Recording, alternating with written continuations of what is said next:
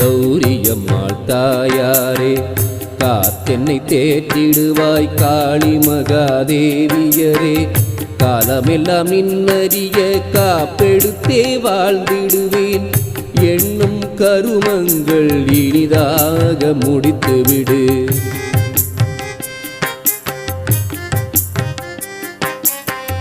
பண்ணும் வினையாவும் பனி போல போக்கிடுவாய், உண்ணும் உணவாக உயிரினுக்கு உயிராக என்றும் இருந்தே என்னை காத்து வந்திடுவாய்.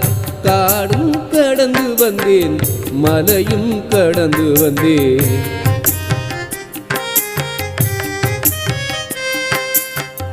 காளி மகாதேவியரே காப்பெனக்கு தந்திடுவாய். சூலம் கொண்டவளே சுந்தர முகத்தவளே,